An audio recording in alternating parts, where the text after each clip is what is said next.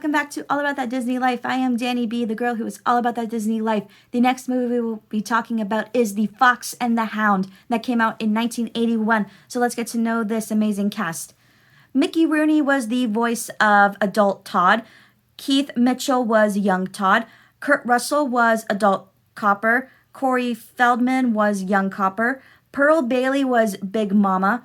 Jack Albertson was Amos Slade. Sandy Duncan was Vixie. Jeanette Nolan was Widow Tweed.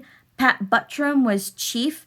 John Fiedler was the Porcupine. John McIntyre was the Badger.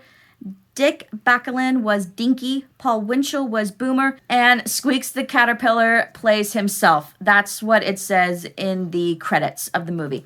Now let's get down to the facts all about an unlikely friendship between a fox and a hound. Number 1, the development. In May of 1967, Disney Productions got the film rights, and this movie is loosely based on the 1967 book with the same title by Daniel P. Mannix. The development for the movie began in spring of 1977. Number 2, different story ideas. In an early version of the movie, Chief was going to die. I'm going to give you a minute to process this, but a lot of you are saying, what? Here's what happened. Chief was going to die in the movie just like he did in the original book. However, in the movie, he survives with a broken leg, as we all know. Animators were saying that Chief has to die because the movie won't work with a dog with a broken leg. But co-director Art Stevens told the animators, "We never killed a main character in a Disney movie, and we're not starting now." Also, director Wolfgang Reitherman thought the movie was lacking a strong second act, so he added a musical sequence of 2 swooping cranes that were going to be voiced by Phil Harris and Charo. They would sing a silly song called Scooby Dooby Dooby Doo, Let Your Body Turn to Goo, to Todd after he was dropped in the forest. Charo had already recorded the song and several voice tracks, and they were already storyboarded, and there was live action reference footage, and that was all shot of Charo wearing a sweaty pink leotard. That scene was disliked by studio personnel who felt the song was a big distraction from the main plot. Stevens then notified the studio management, and after many story conferences, that scene was removed. Reitherman didn't know how else to make this movie better, so he left to work on undeveloped projects such as A Catfish Bend. Number 3, the release and the box office. The Fox and the Hound was released in theaters on July 10th, 1981 by Buena Vista Distribution.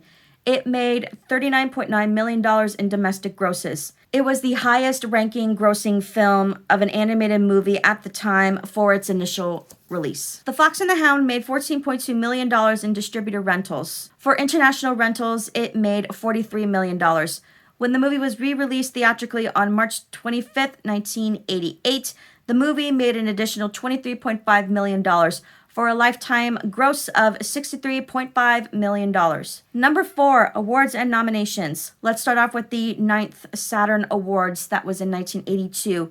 The Fox and the Hound was nominated for Best Fantasy Film, but it lost to Indiana Jones and the Raiders of the Lost Ark. That is a good movie. Side note. Next up, the Golden Screen Awards in 1982. It won an award at the Golden Screen Awards. And lastly, the 5th Youth in Film Awards. The Fox and the Hound was nominated for Best Motion Picture, for Fantasy or Comedy, or for Family Enjoyment, but it lost to Mr. Mom. Number 5, a comic version. There were comic strips featuring the characters that also appeared in stories that was unconnected to the main Fox and the Hound movie. There was one comic called The Lost Fawn, where Copper uses his sense of smell to help Todd find a fawn who is lost.